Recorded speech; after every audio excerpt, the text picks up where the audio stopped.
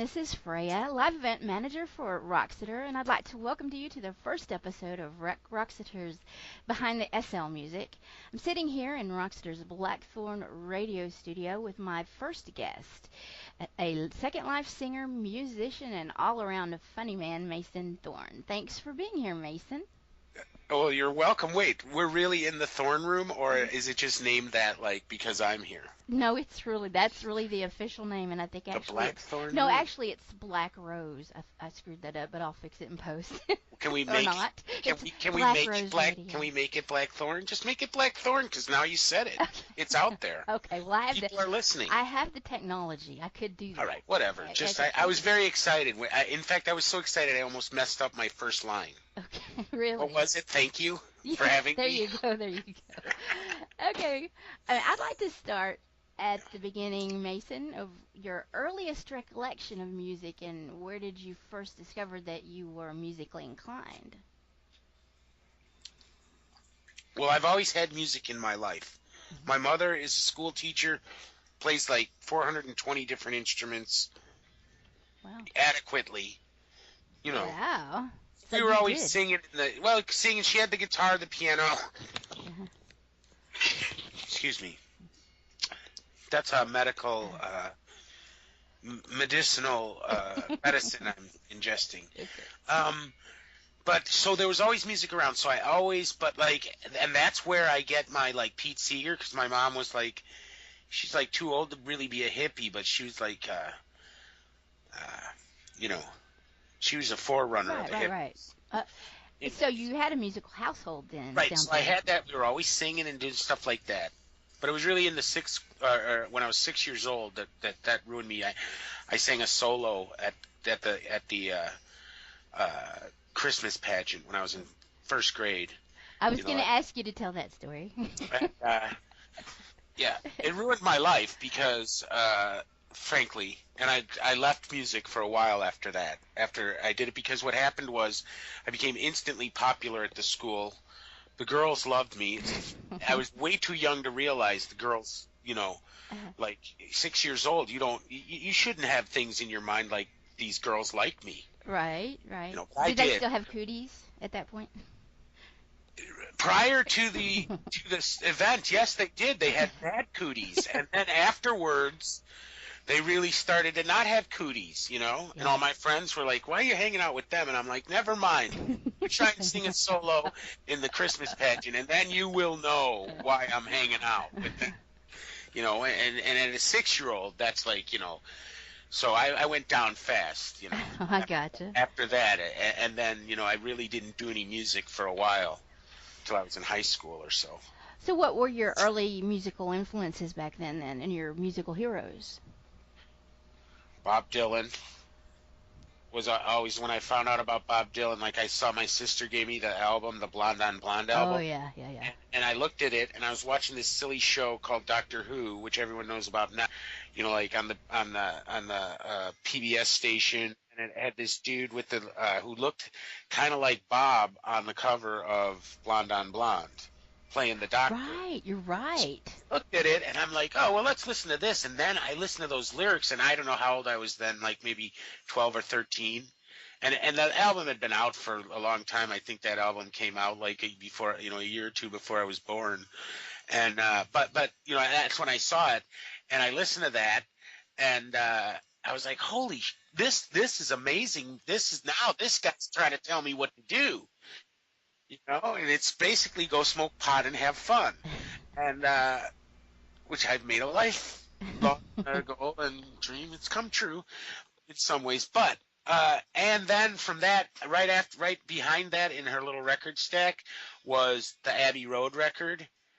And I saw those dudes on the cover, and I kind of knew who the Beatles were. You knew, like, growing up, you can't help but hear their music in the theater back then. But I saw that, like, how they were dressed, like, on the cover of that record. Mm-hmm. And then I was like, oh, that's cool. And then I listened to that, and then that was pretty much next thing you know, I was, like, smoking weed and listening to the Dark Side of the Moon. Right. Well, began. And I know Grateful Dead. When did they come along for you? Well, the Grateful Dead came along later because I knew about them, but I don't know. it wasn't a big thing for me until I went to my first Grateful Dead concert when I was about 17 or 18.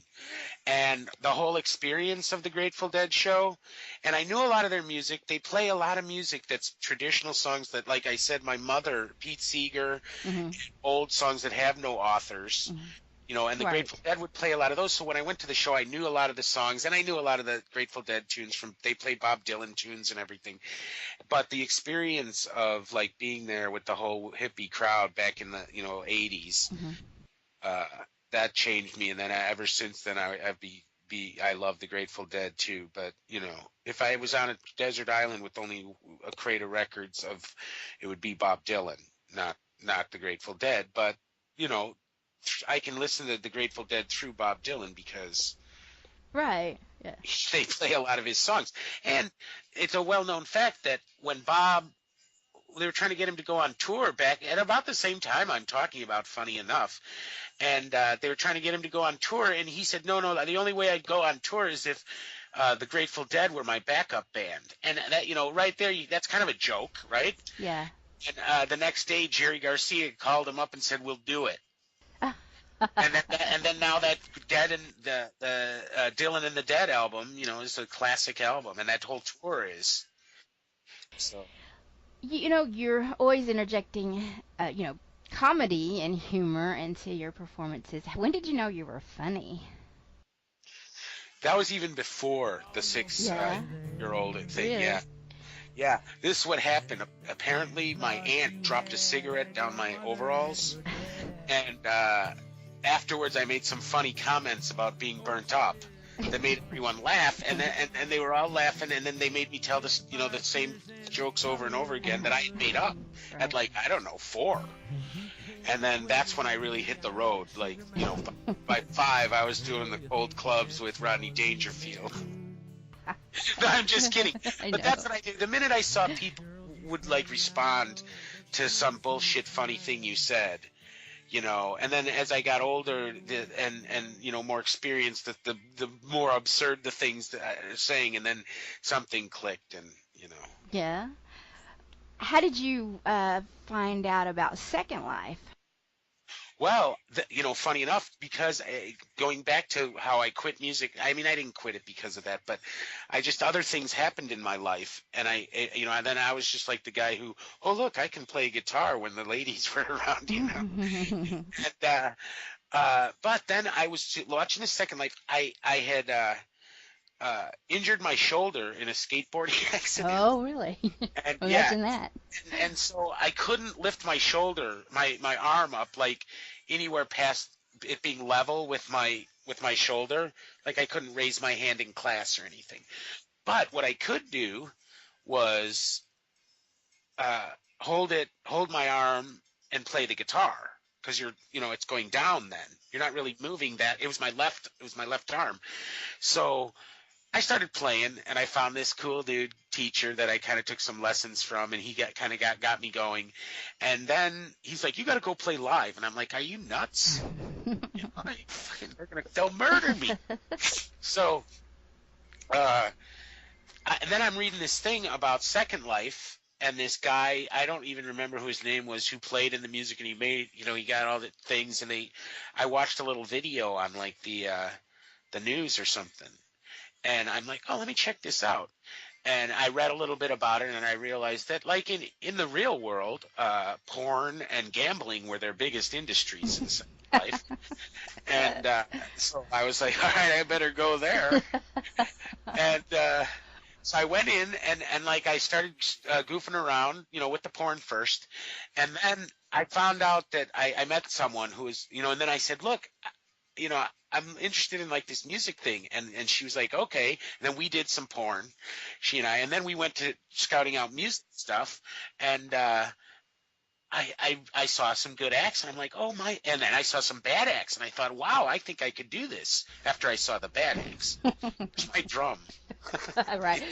I didn't play my drum. I can edit that in. Normally I have it, in my act I have the drum, rim shot that goes off after every bad joke. I thought I could do that, and so then and then I met another one of the a very very famous SL artist, Maximilian Clean, who Right. was a mutual friend of this woman I met. He introduced me to Max, and the first person I ever performed for was Max. Like he came over to wherever we were, and I got on her stream in my thing, and I played Bob Dylan's "Like a Rolling Stone," you know. And Max was there, and he's like, "You should do it, man. You can do this." And I was like, "Really?" The minute he said I could, I was like, "Okay." And then I set up a show at the Merry Pranksters where I still play to this day, and that was like, I don't know, 6 years ago now. It seems like Well, tell me about your first gig then. my first gig sucked really bad. It was on Thanksgiving. It was at the Pranksters. It was a half an hour. They used to have half an hour gigs here a lot, where you'd go. When I first started, a lot of my gigs were only a half an hour, which was fine with me because I didn't know but like 3 songs, and that I stretched into a half an hour. And but I practiced my songs like everyone in the real life were like, "Are you nuts? What are you doing?" I'm like in the studio room, which now is the studio. It used to just be, with a man cave, and playing, practicing, and the gig was on Thanksgiving. I don't know why. So all that morning, I'm tearing stuffing for the bird, and with my hands, the bread stuffing. Right. Yes. Yes. Like right after I was done, my hands were like cramped up, like I had carpal tunnel, but they weren't really. I think it was psychosomatic. And I'm like, I can't play. What Thanksgiving ruined Mason Thorne? And so but then I played, and all I remember is I was leaning over the mic, and I had my technically it probably sounded like crap, like AM radio or something. But I remember I was over the mic, and I was sweating so bad that I could just see my sweat dripping into the mic. And I'm like, I'm going to ruin this thing, I know, or get electrocuted. In a half an hour, I played the song so fast. I had, I don't know what it was, but the first song I played was the Midnight Special. Really? In SL. And the last song I played at that set, half-hour set, was Like a Rolling Stone. And in between, I think I played Mr. Tambourine Man. What else? I'm sure I have it somewhere. Maybe not, but that was like 6 computers ago. So you were nervous, Neil. Oh, God, I was totally nervous, and I didn't do one joke. Really? Yeah, I just sang the songs, because that's what I was like. I'm like, okay, look, I can be a musician on this thing. And then I really, like I said, I was sweating the whole time. I was so sweaty, it looked like I ran around the track 100 miles afterwards. And everyone was like, that was so good. And Nancy Lee, who's still around running the Pranksters, not running it, but she works at the Pranksters, and she was like, that was so good, and I knew it sucked so bad. I just knew it. I could hear it. I didn't even record it. Like now I record nearly every show, but at that time I wasn't doing it. And I just knew, and I walked outside, and it was Thanksgiving, so there were people at my house, and I walked out of the room, and everyone was staring at me like, God, that sucks. And I'm like, I don't know. It's like on a game. I don't know. I just tried to make the thing. Well, that was a long time ago, but a long time ago, but I didn't stop. I liked it. I did. Yeah. Even though I was sweating, and it wasn't like I knew it sucked. At the same time, I'm like, man, that was fun. So what can a person expect today when they come and see you? Well, what happened was over the next few shows, I would do self-deprecating humor when I would fuck up. And right. I realized, holy crap, people were laughing like crazy. Yes. And when I would go around and hear the other bands, no one else was kind of doing that kind of comedian with a guitar kind of stuff. So I'm like, and then people started coming, and the word started getting around. Oh, God, he's so funny. I mean, he's not that good. He plays some old folk songs, but he's really funny. And I knew, because what the fuck, like I said, I've been writing jokes since I was 4 years old. Right. So then I would concentrate on the jokes, and I would see what day it was, and I'd do the jokes, and then I kind of got a following. In the meantime, what happened, which I didn't know, is I was playing the guitar like crazy, like I never had in my whole life. And of course, like with anything, practice. Right. I was SL was like letting me practice, playing the guitar and remembering what I knew from the few lessons I had, and listening to other people or having someone go, "Hey, do this." Obley often helps me out with like how to do something, and then you just have to practice it and do it. And it's, I don't know, it's just no matter how little skill I have playing the music or little talent, I have so much fun doing it Yeah. that whatever. I don't. Now, There's two people there. I can make them laugh, and it's fun. are your jokes like mostly on the fly, or do you have a plan when you go in?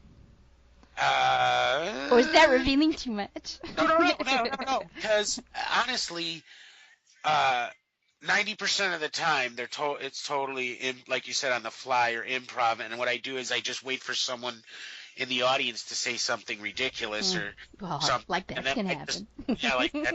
Right. No, That I don't never have to wait happens. too long. Usually, like before I even start, and then I just riff on that. Uh, maybe with things that I had in the bag from before, or ideas I had that I didn't, and then I'll just go on that. Other times when I'm doing a show with like Beth Odette's, sometimes I go do a little research, plan a little, do a few jokes, like actually make a few jokes and I write them out. But I have to say to you, uh, it's different than doing stand up where you have like a monologue, Right. and and a lot of times I'd rather just do it on the fly than a lot of times I write the thing and then I say it. It's hard to tell because you got to wait like 2 or 3 seconds due to the lag of the between the actual thing to see them laughing. And then if they laugh, I'm like, oh my god, that was so stupid. You should say other stupid shit you come up with on while you're talking. What do you enjoy most about performing in Second Life? You know what I like most is when someone else like tops my jokes. Like someone's out in the audience, and I'll tell you, I'm inviting, uh, people to say, whatever they want, just by the way my show is, and they do.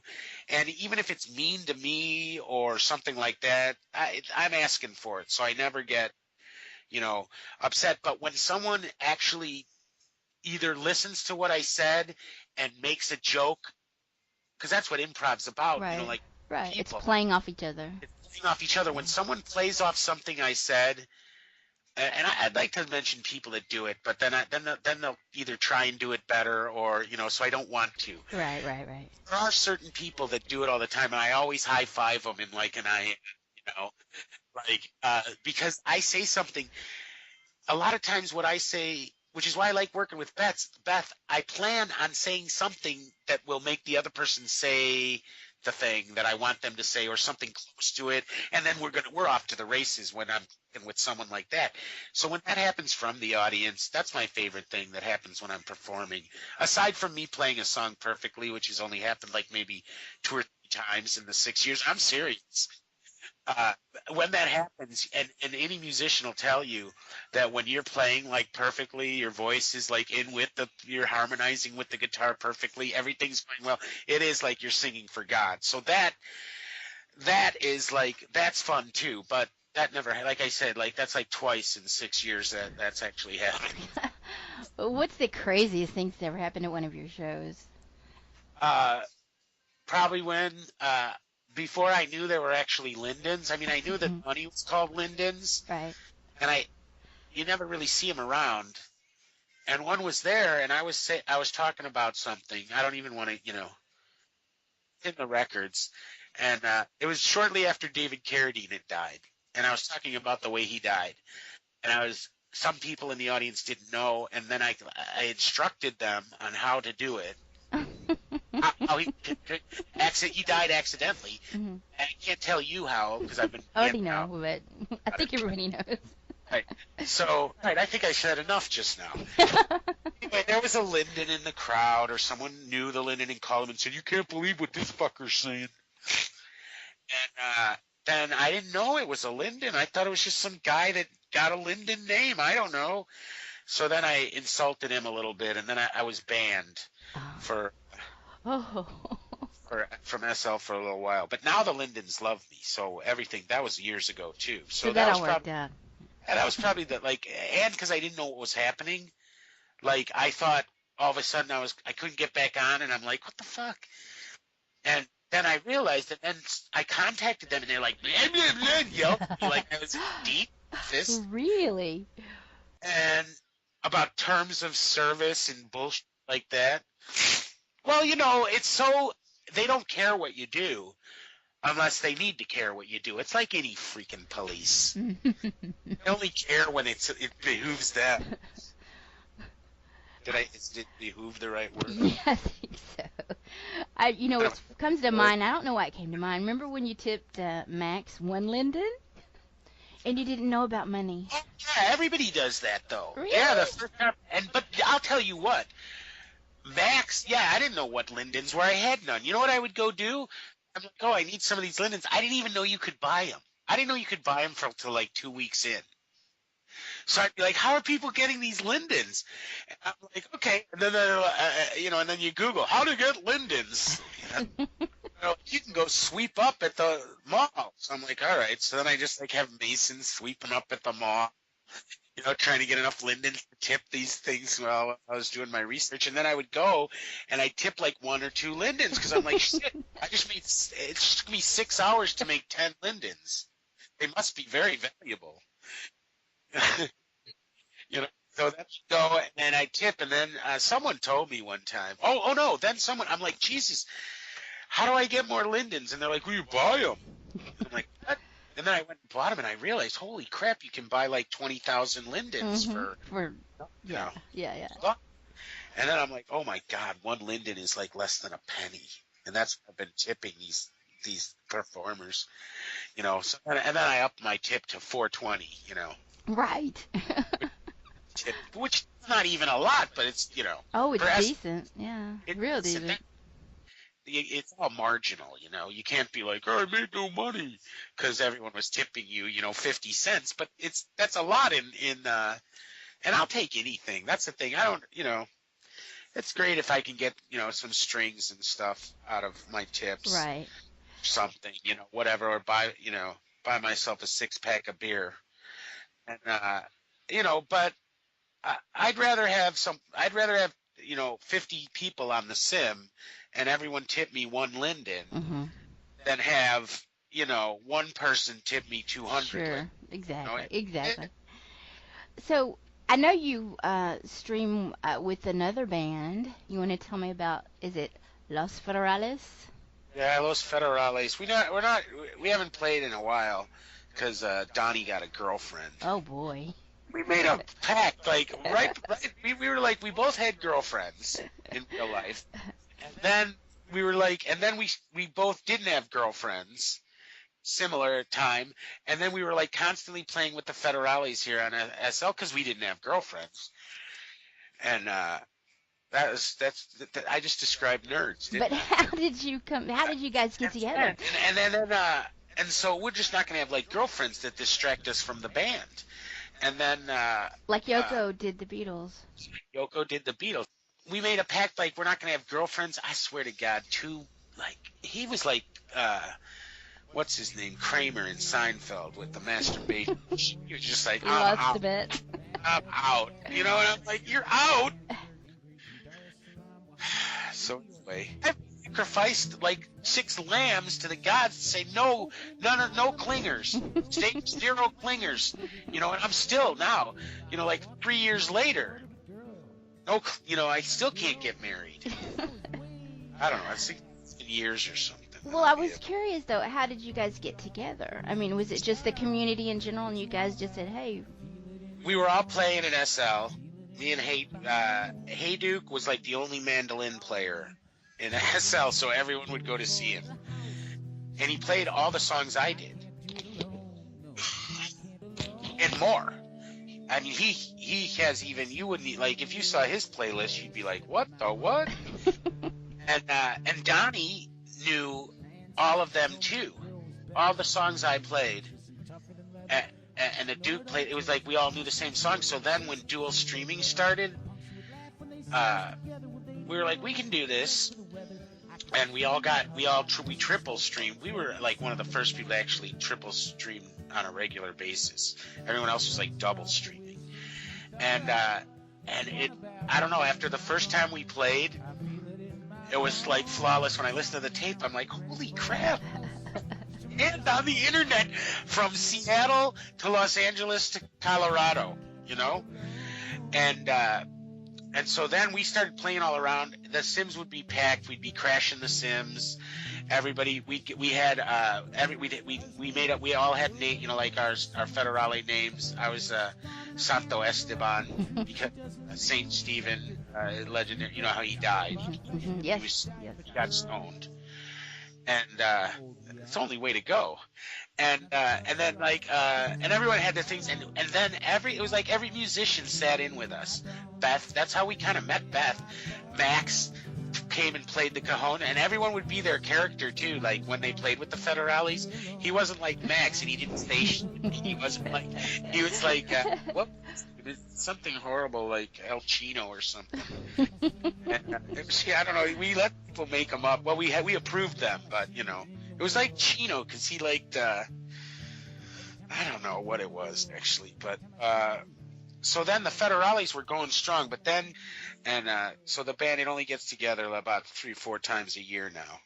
Ah, all right. But to do it like 3-4 times a month. So, and again, practice. So we were getting good at it. I have a lot of old Federale tapes. Maybe someday I'll release an album, Federale. Oh, that would be awesome, an SL album. Yeah, like a live Federale tape. Because I have Max playing with us several times. Norris, who I don't know if you ever saw him, he's a Canadian dude who, you know, he was really cool. He started looping too, with like when Obley started looping.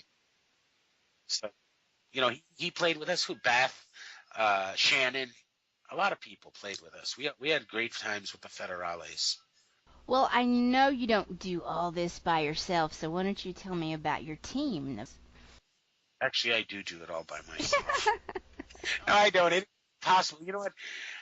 Most of it by yourself. And like, I like to do my own notices and stuff like that. But I also have, I had the best, again, you know, everyone quits SL. So, you know, it was like, they're not like sticking around to be your manager, you know? Yeah. There's no incentive to say that. Because if I'm making 100 Lindens, they're making 10. So, but I had you need a manager. You need someone to make sure everything's going okay. I need someone in the audience because, like I said, I ask for trouble from the audience. It'll backfire in my face when I really need help, and I ask for it, and everyone either thinks, "Oh, now's the time to fuck him," you know.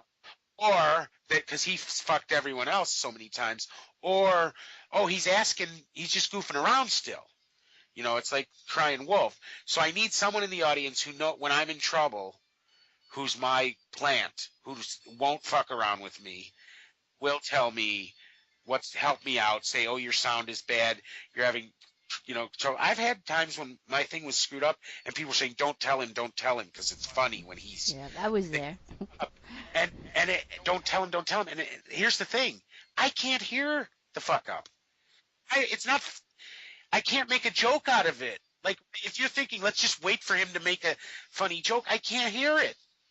I'm sitting in a bedroom, you know, in California, just playing into the mic. I can't hear the stream. It's 5 seconds after I play. It's impossible to listen to it. You know, so I need someone, and that's my team. And right now, it's Begonia is pretty much shows up at every show, and that's how you got to get someone. So you got to find someone who actually likes you too. In FL, in the real world, you're just like, here's 15%. I don't give a shit if you like me. Right. You know? Yeah. So here's your money. But here it's like, here's your 15 Lindens. I don't care if you like me. You'll never see him again. Yeah. I'll be like, okay, thanks for the 15 Lindens. I won't spend it all in one place. So do you not have a manager now? So you were doing managing yourself, or? Not officially. I'm managing myself. There was a time where there were like managers in SL that would get you gigs, and but you'd have to pay them. So weird. I hooked up with one time, and I'm like, great. And they sent me out on all these gigs, and they weren't great, and some of them were creepy, to be honest with you. And but then at the end of the month, they're like, okay, well, you did X amount of gigs, so you owe us so much. I'm like, wait, I didn't even make that much tip at those tip Right. Yeah. things. It was so weird. So no, after that, that was like the last time I had anybody I didn't know or didn't like me. Like, you just need an assistant. It's more of an assistant than a manager. Yeah, right. Well, is there anything you'd like to add that we didn't touch upon? I talk enough already. Well, that's kind of why I'm going to wrap it up. And I didn't even have to say my safe word, bazinga. Yeah, but I know I was waiting before. If this is going to be on before the thing, I'm like, I tend to ramble on. I've bored several people to death in my life. We need a safe word where if I'm just going on or I've forgotten what I'm talking about, and you'll notice when I do, say the word. You were supposed to say it right there. Alrighty, our guest today has been our SL live entertainer Mason Thorne, and you can help me out here, Mason. You can catch his act here at Roxeter twice a month, and weekly at Pranksters, and at Surfside, and at Hell's, and where else? At bi-monthly at Vincent's on Tuesdays at 1, and then Surfside at 2 every Tuesday, and then Hallie's Angels Club at noon on Wednesdays, and then Pranksters at 8 on Thursdays, and then any other shows, well, you can join my group and hear about other things. And if you want to hire me, just call me up and I'll come. I play for free. I've been known to pay people to let me play. Oh, no. Hey, I've been getting a raw deal. All right. You owe me, Thorne. Apparently I do. I'll hit the tip jar there at Roxeter. Oh yeah, that's a 1 month. Well, no, you're here twice. You're here with us twice. Twice a month. I don't know. Yeah, See, this is why I need a manager. Right now, anyway. Well, thanks for coming by here Saying today. I'm gonna get cut. Do what? Do what? Like right now, anyway. I'm like, what do you mean? Am I gonna get fired soon? No. I know I'm gonna fluctuate. It might be more. It might be less. We don't have a contract. Right, we don't. Well, I don't have one because no one will sign one with me. Well, thanks for coming here today, Mason, and thanks for sharing. Thank Max Clean for saying he liked playing with me, because that goes a long way. Even if they hate me, they're like, well, Max likes him. All right, anyway, what did you say? Sorry, no, I was just saying thanks for coming by, Mason, and thanks for sharing your second life story with us. Radio show in SL. Everyone should listen to it. We're on, what's the radio station in the Black It's Black Rose. Let's say it right this time. Black Rose Radio at Roxeter. The Mason Thorne room, because I'm going to probably die of something here. Actually, this is going to be on our blog, so they can check it out there, too. Yeah, go to the blog. I love SL blogs. All other blogs suck, but SL blogs are fun. Right, okay. Thanks. All right. Aloha. Aloha. No, I said, if my words did glow in the gold of sunshine, and my tunes were played on the harp unstrung, would you hear my voice come through the music?